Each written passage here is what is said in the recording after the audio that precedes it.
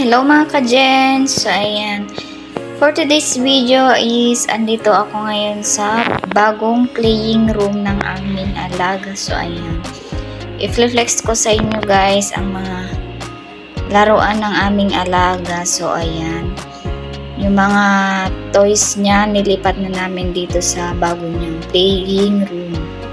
So ito ngayon guys yung kanyang playing rooms dito sa baba. So ayan, nilipat namin yung mga laruan niya dito guys kasi tapos na siyang na-renovate.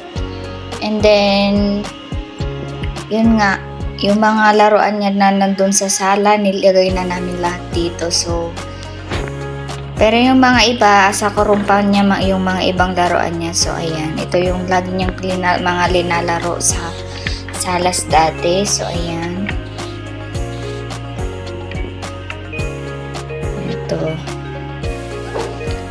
so ayan, kung naglalaro din yung alaga namin, syempre nakikipaglaro na rin kami guys. So diba, yung nani nagiging bata na rin.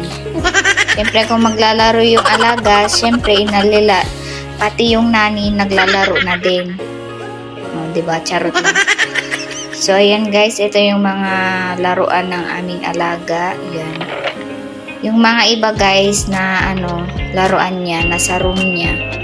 And then maliit lang naman kasi itong playing room niya, so di kailangan na ibaba lahat yung mga laruan niya. So ito lang yung mga binaba namin na mga laruan niya. So ito, nadagdagan na naman ng trabaho ni Nani Jens. So ayan, diba, naglaro pati ako, naglalaro na din. So ayan, ito yung mga laruan niya.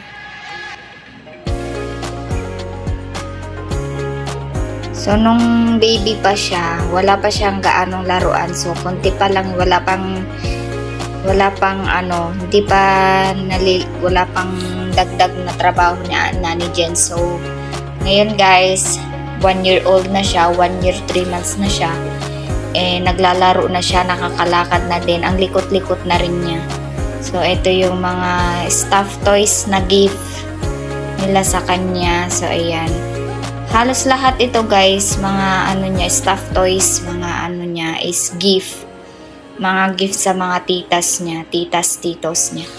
So ayan, ito puro lahat gift mga yan guys. So ang dami pa niyang stuffed toys sa kanyang room. And then ito din yung mga gift din ito, pati itong big mini mouse niya, gift niya nung nung nag 1 year old siya. So ito yung malaking Minnie Mouse kasi favorite niya ang Minnie Mouse at Hello Kitty.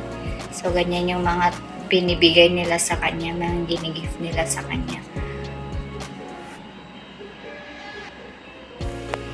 And then ito yung bago nilang binili nung nakaraan, unicorn, Lego unicorn. So ayan, so nadagdagan na naman ang ating lilinisan, pupunasan, kasi hindi pwedeng yan, kasi araw-araw siyang naglalaro, kailangan linisan, punasan lahat ng mga toys niya dito guys. So ito yung niya, slide. Ayan. So ito guys, hindi naman niya ginagamit kasi takot siya. Itong slide, yan siya nag-slide kasi gustong-gusto niya mag-slide.